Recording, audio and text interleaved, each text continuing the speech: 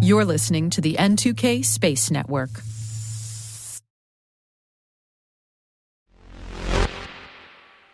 Originally, Rocket Lab was going to launch NASA's new TROPICS Earth observation satellites, which are meant to help better model and track tropical storms, from Wallops in Virginia. But then they'd missed the window for the 2023 hurricane season in North America. Well, change in plans. Good thing Rocket Lab has another launch complex in New Zealand. T-minus 20 seconds to LOS T-Dress. Go for deploy. Roger roll. Today is April 11th, 2023. I'm Maria Varmazis, and this is T-minus.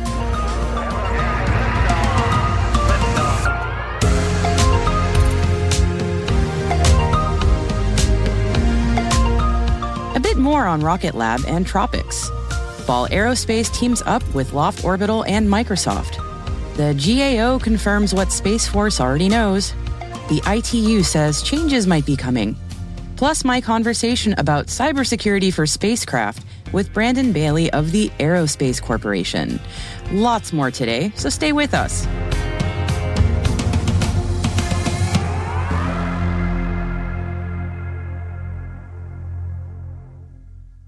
Here are our stories for today.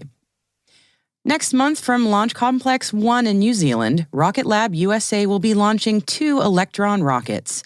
On each of the rockets will be small satellites for NASA's new TROPICS constellation, an Earth observation satellite constellation that will specifically look at storms like hurricanes and help us better understand how such storms form and lead scientists to better storm modeling and prediction.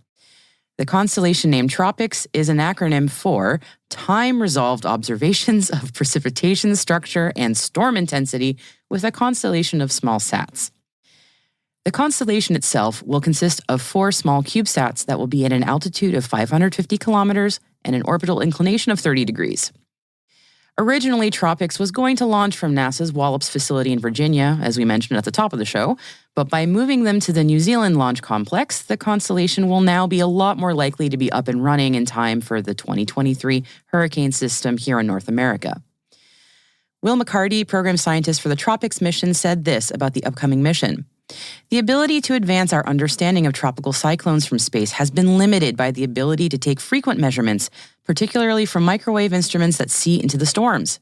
Historically, satellites have been too large and expensive to provide observations at a time frequency that is consistent with the timescales at which tropical cyclones can evolve.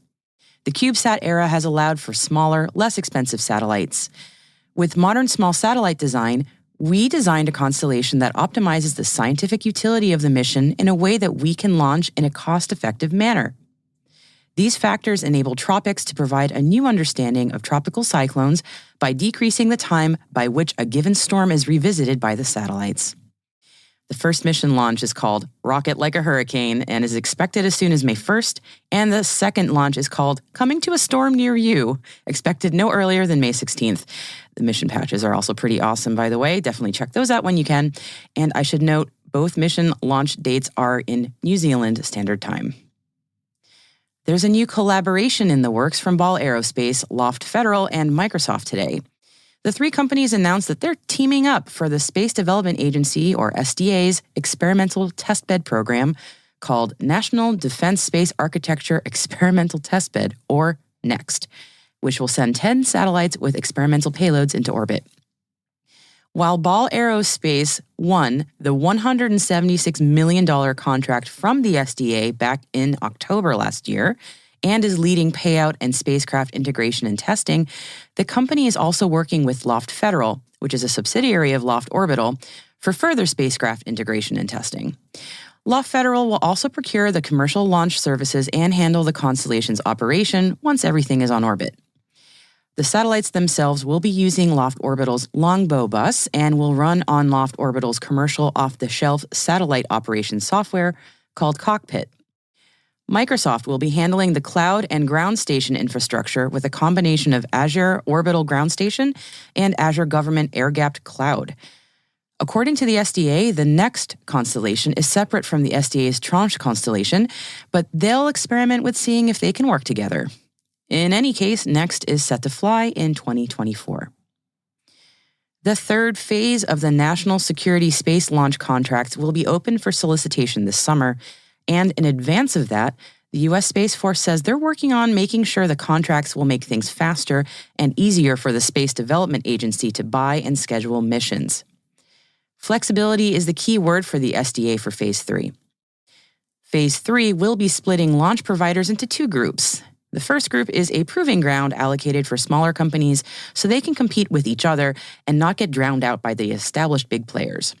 Those guys, they're expected to be just two companies and will have their own second group just to themselves, and of course they'll get the more difficult missions.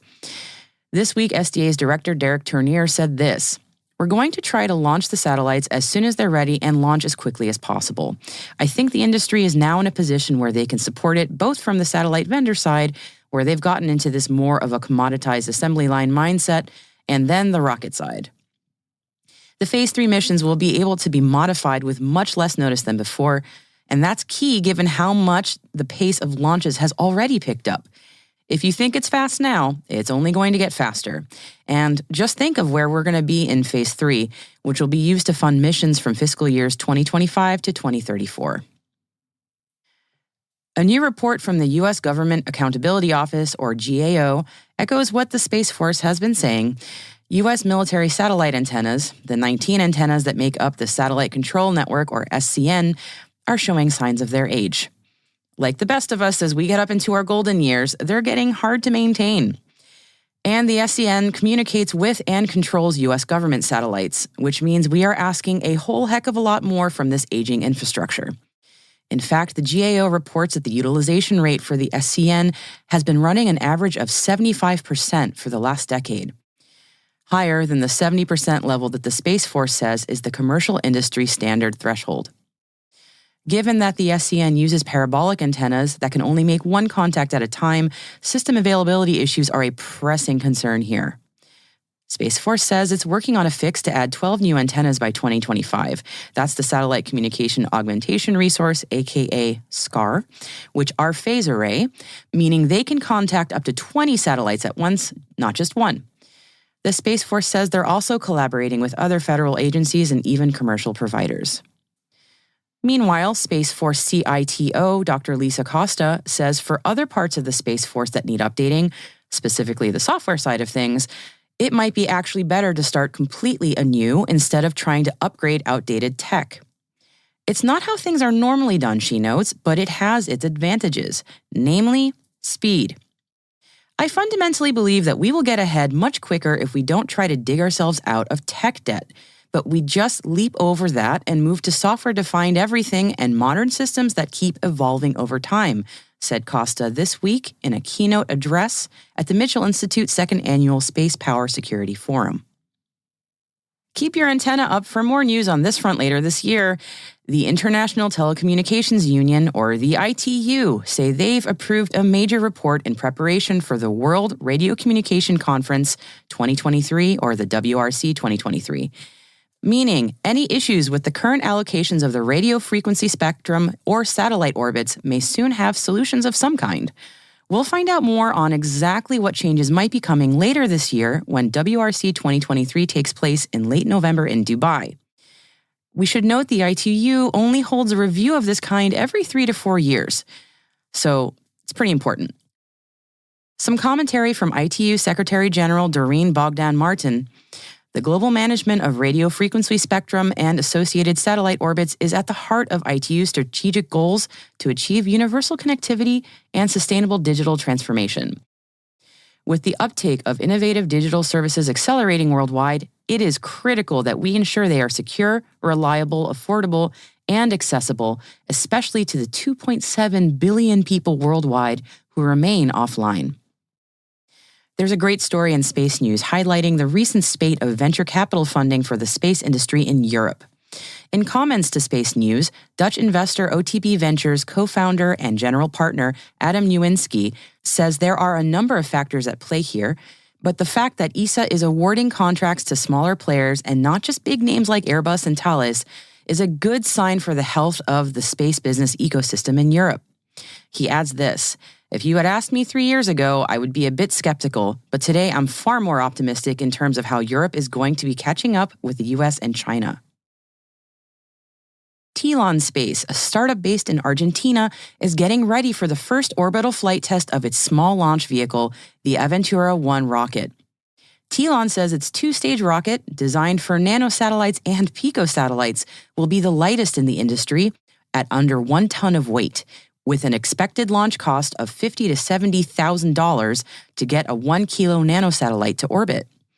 It has a 25 kilogram payload capacity and is just 10 meters tall, and the first stage is reusable. If all goes well, it will be on its way to flying 6 commercial missions in the second half of this year.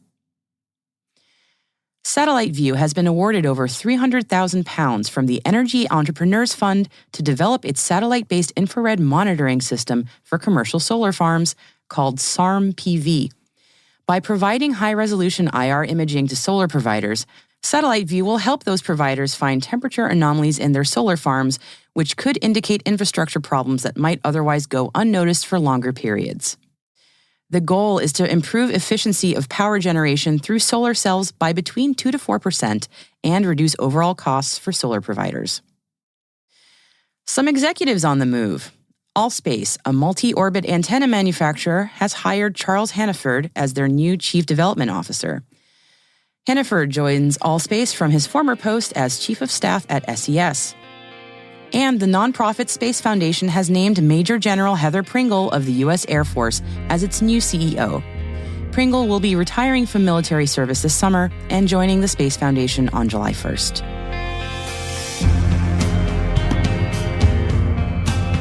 Okay, those are the headlines for today. Be sure to check out our selected reading in our show notes today over at space.n2k.com. Highlights include a feature on transparent pricing practices from SpaceNews, how Virgin Orbit's collapse could affect the space business ecosystem in Southern California, and Canada's grand visions for space and the moon beyond Artemis 2 and Canadarm, of course. Up next after this break is my interview with Senior Project Leader Brandon Bailey at the Aerospace Corporation. Don't go anywhere.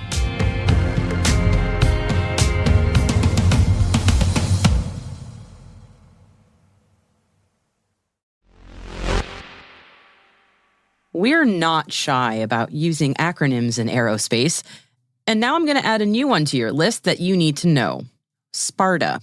Now, that stands for Space Attack Research and Tactic Analysis, and it's a framework to help space professionals understand what they need to do to make their spacecraft and space systems more resilient against cyber attacks.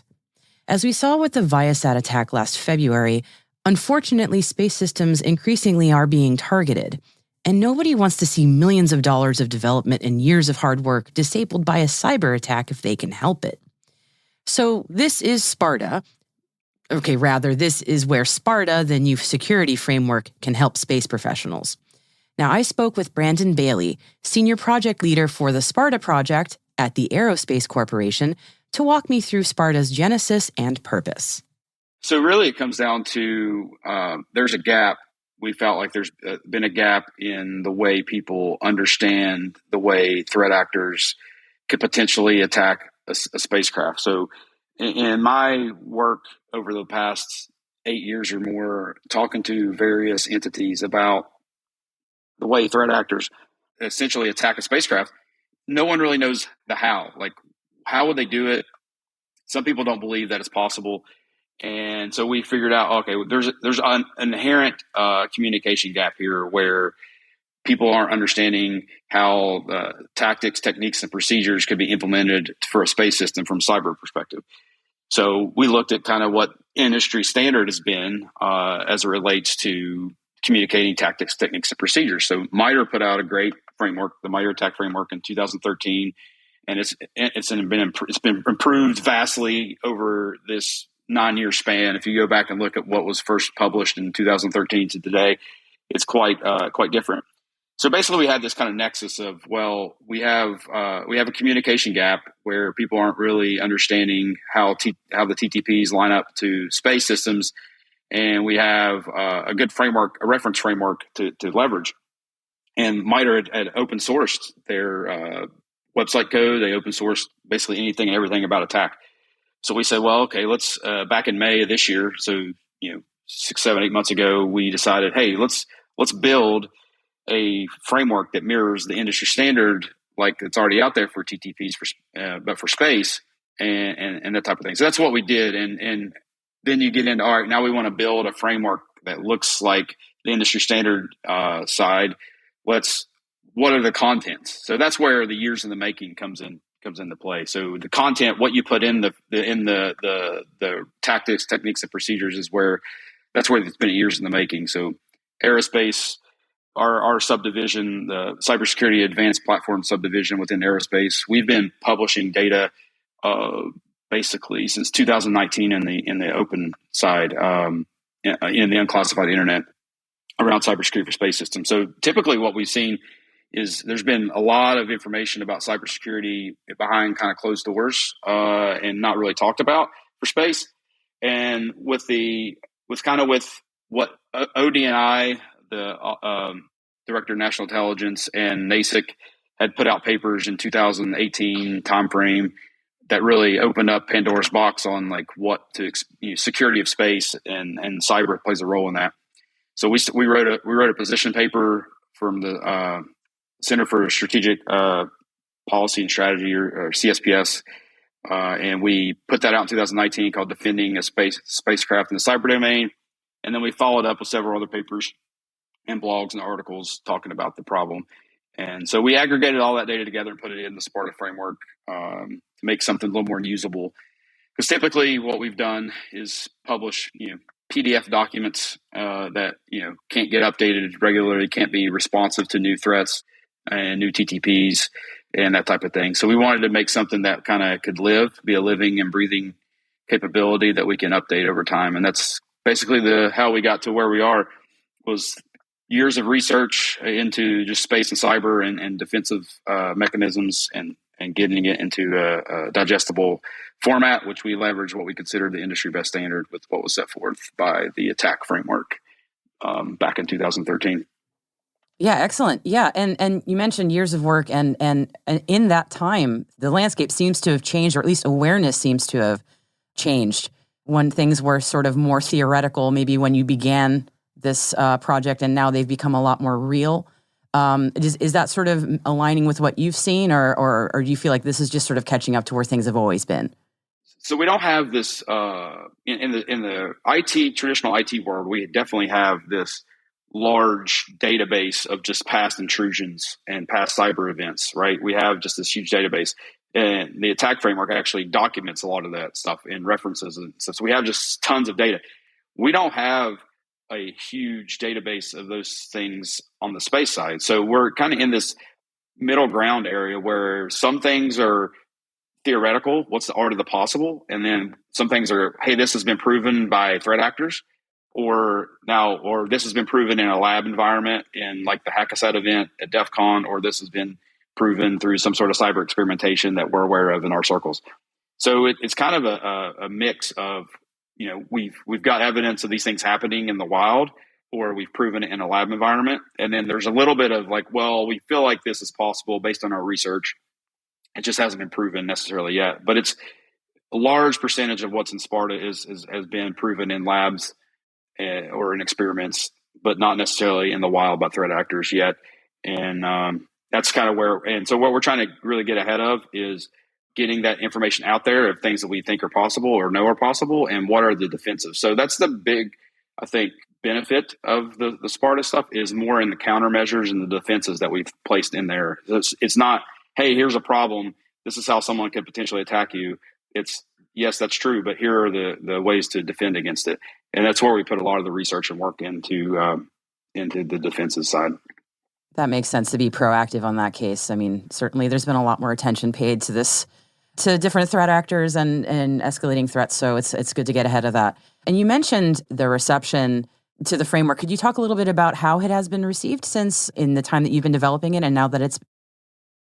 Yeah. So back in May when we first started talking about this, I think did our due diligence of reaching out to stakeholders in the community to see, we see it as a need and a gap, but is that true, right? So we talked to isolated circles We talked to, professors at Johns Hopkins like Dr. Greg Falco. We talked to some individuals within the MITRE Corporation that we have contacts with. We talked to people in Space Force, NASA, and others. And we said, is this really a need and a gap? And do you agree with us? And then it kind of come down to yes. So that was kind of let's do this. So then it was, off to do the work. And then we released it in October. And since October, we've gotten nothing but really overwhelming great feedback from defensive cyber operators who operate, DCO operations on ground infrastructure for space, saying, hey, this really helps us understand TTPs on the space side. We've had professors at universities talk about it. We even had one professor at Indiana University who added it immediately. As soon as he saw it, he immediately added it to the curriculum for their certification program for space systems that they're building. So it's just been overwhelming success from a feedback perspective, because it's just hasn't been brought together like that. And what I say in a lot of the briefings and presentations that I talk about is cyber and space systems traditionally has really been considered this black box. It's the boogeyman that can get you as it relates to affecting your mission in a space context. And it's not really decomposed into the nuts and bolts like we typically manage cyber for IT systems.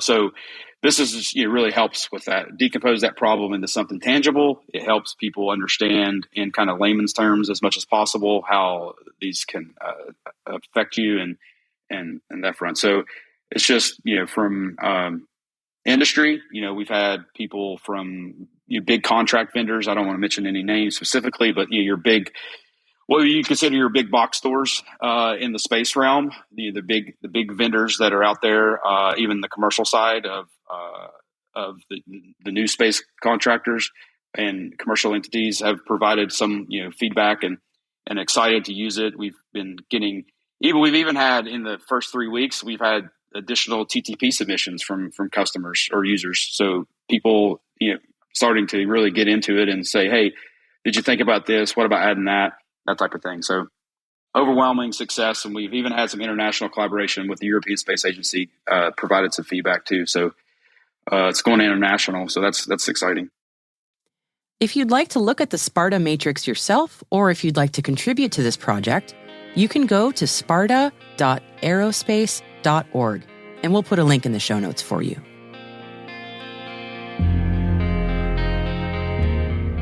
Be right back right after this quick break.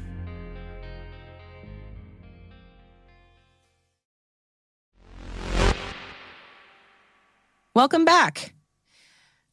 I'm a Barbie girl in a lunar world.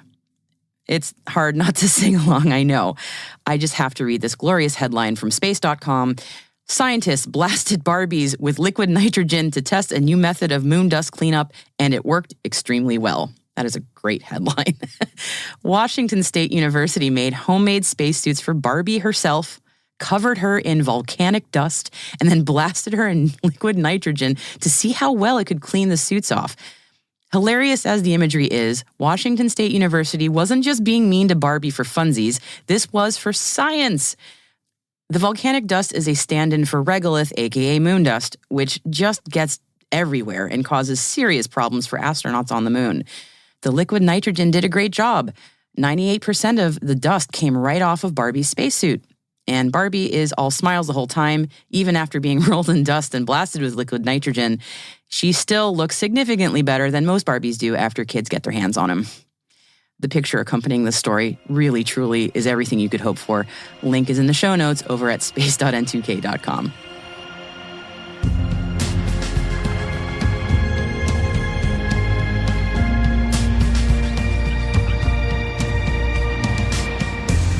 And that's it for T- for April 11th, 2023.